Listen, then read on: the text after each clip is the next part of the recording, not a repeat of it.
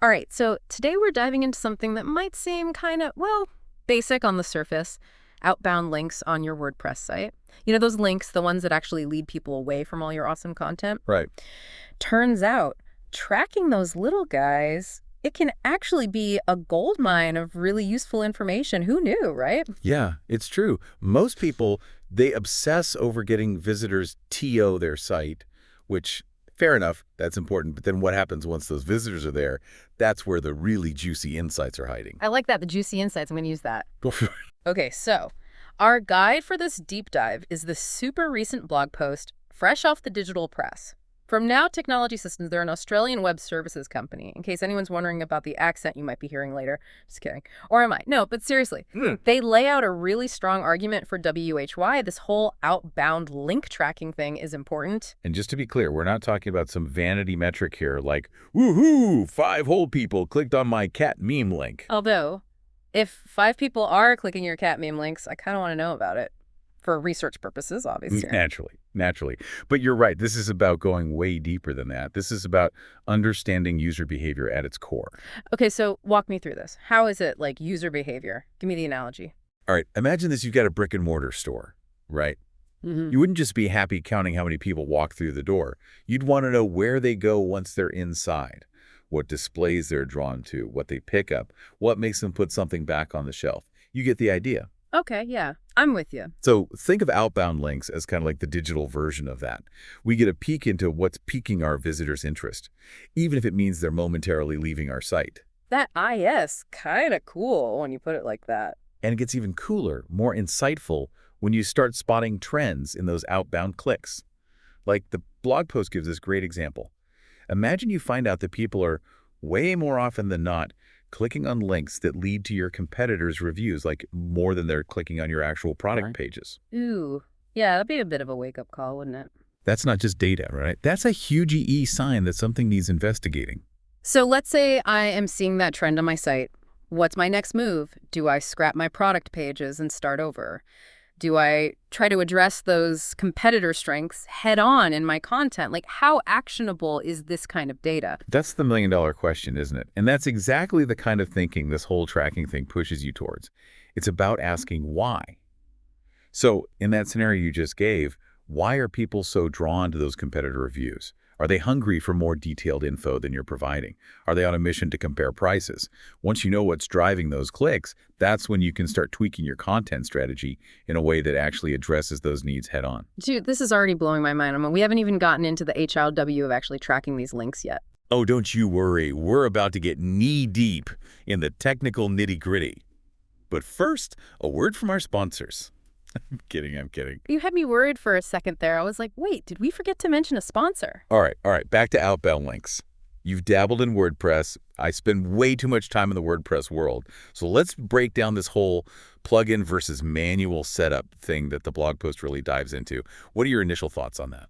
Well, if I remember correctly, our Australian buddies over at Now Technology Systems, they seem to be very pro plugin, especially for this particular task. They even walk through like a whole step-by-step guide for using one called Monster Insights. Rings a bell. Oh yeah, they love Monster Insights.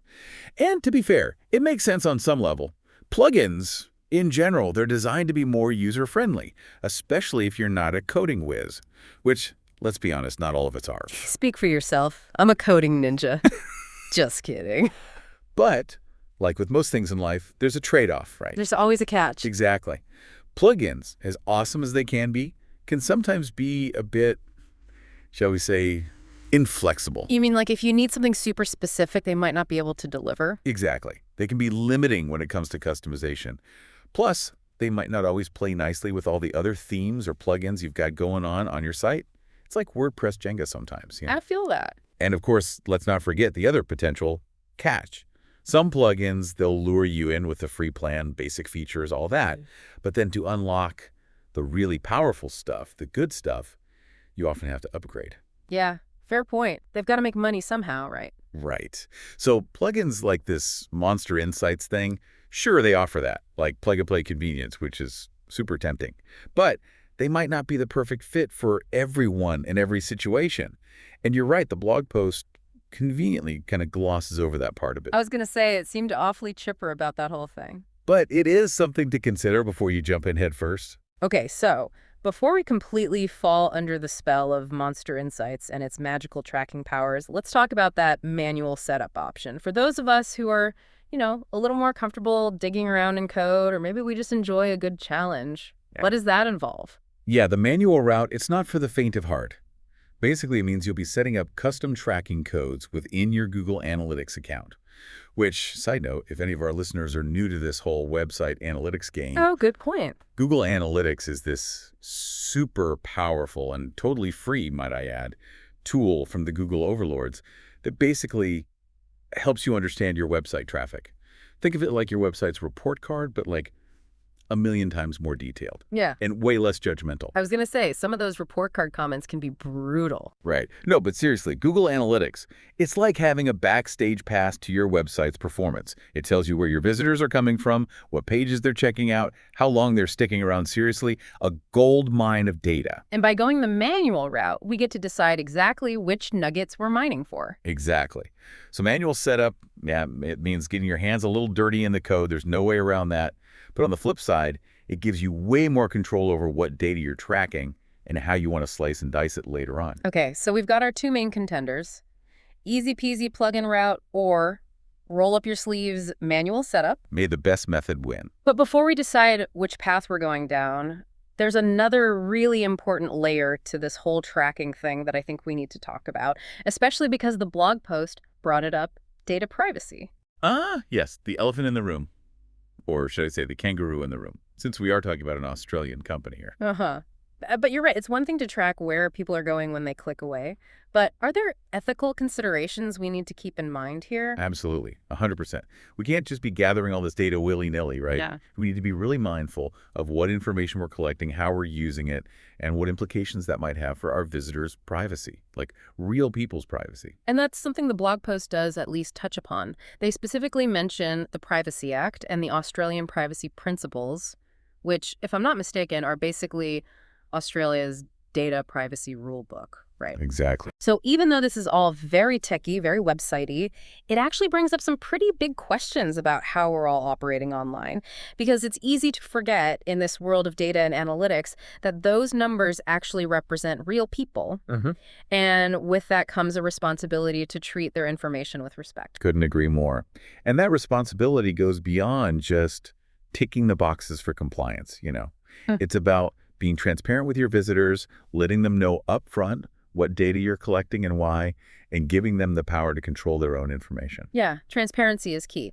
Now, the blog post, obviously being Australian, focused on Australian regulations. But this whole data privacy thing is a global issue, right? Yeah. Are there other regulations we should be aware of, depending on where our website visitors are located? I'd imagine so. Oh, absolutely. Like, where do we even begin? I mean, you've got the European Union's General Data Protection Regulation, the GDPR, which everyone's probably heard of by now, even if they don't fully understand it, which, fair enough, it's a beast. Yeah, it's pretty intense. But basically, it sets some very strict rules about data collection and processing.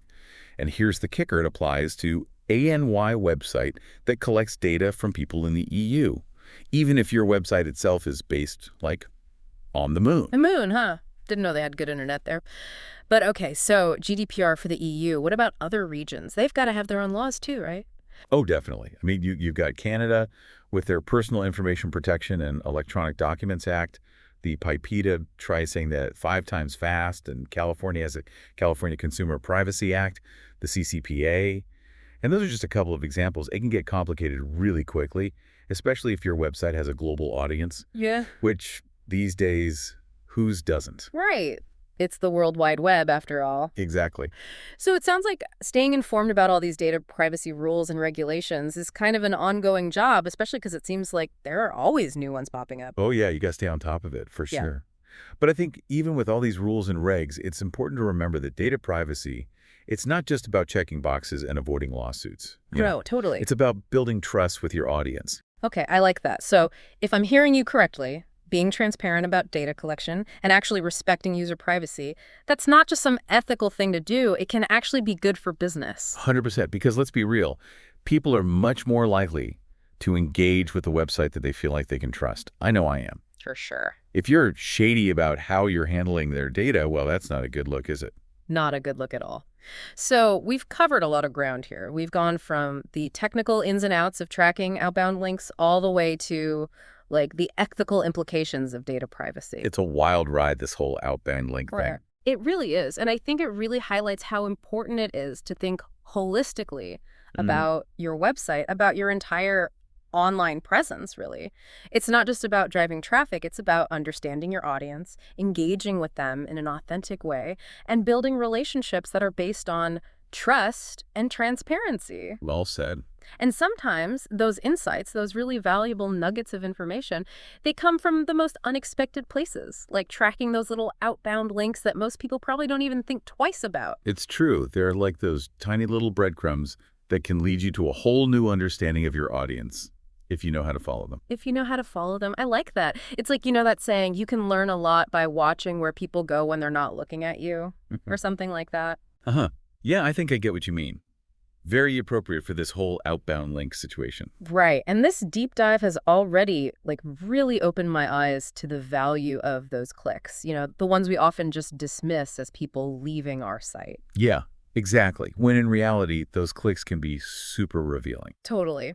So let's kind of rewind a bit and recap what we've learned so far about outbound link tracking. For anyone listening who's thinking, okay, this sounds cool, I'm convinced, I want in, where do they even begin? Right, so first things first, the why. Why bother with all this tracking in the first place? And the answer, as we've been saying, is understanding user behavior. Because knowledge is power, right? Or at least data is power, Yeah. something like that.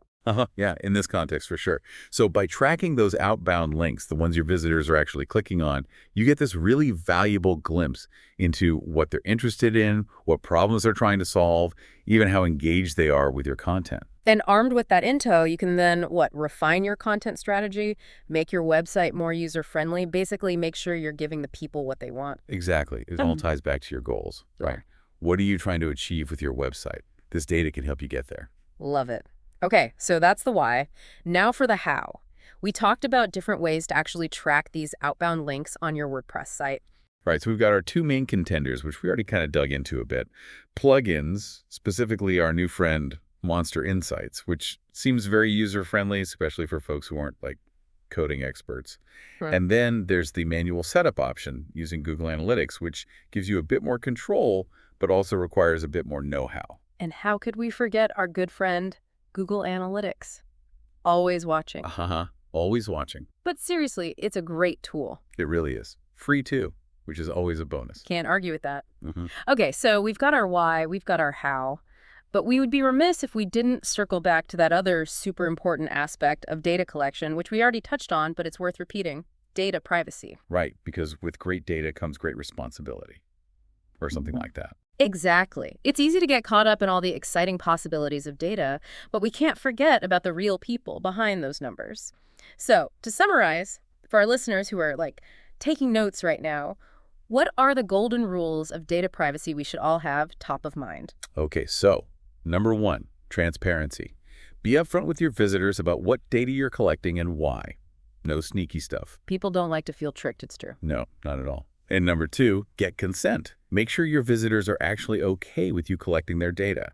Usually this means having a clear and concise privacy policy and maybe even using cookie banners or pop-ups to get explicit permission. Cookie banners, everyone's favorite. Right, but necessary. And of course, this all ties back to those regulations we were talking about earlier. Depending on where your visitors are located, you might need to comply with specific laws, like the GDPR in Europe, the CCPA in California, and so on. Which, as we've established, is a whole other can of worms. But important can of worms. Very important. And honestly, even if you manage to navigate all the legal stuff perfectly, I think the most important thing is to approach data privacy from a place of genuine respect for your visitors. Put yourself in their shoes, How would you want your data to be handled? Such a good point. Nobody likes to feel like they're being spied on or exploited. Exactly. It all comes down to trust. Yeah. You can build that foundation of trust with your audience, you're golden. And side note, if you're not prioritizing data privacy, you could be putting your whole business at risk, legal risk, reputational risk, the whole 9 yards. Oh, for sure. It's not worth messing around with. Not worth it at all. So to bring this back to outbound links, because that's what we're all here for, even though we've gotten a little sidetracked, which I think was a good thing. Productive sidetrack. Yes. But the takeaway here is that even though outbound link tracking can be a really valuable tool, we have to use it responsibly. Couldn't have said it better myself. Yeah. Be smart, be ethical, and most importantly, be respectful of your audience. It's like, treat people's data the way you'd want your own data to be treated. The golden rule of data privacy. Exactly. Okay, so big picture time, because we are wrapping up this deep dive. We've talked about the why of outbound link tracking, the how, the data privacy considerations, all that good stuff. For anyone listening who's feeling inspired, feeling ready to implement this on their own WordPress site, what are the key takeaways, the things they should absolutely remember? All right, let's see. So we started with the why, right? And the big why here is understanding user behavior. By tracking which outbound links people are actually clicking on, you can learn so much about what they're interested in, what's on their mind, even what problems they're trying to solve.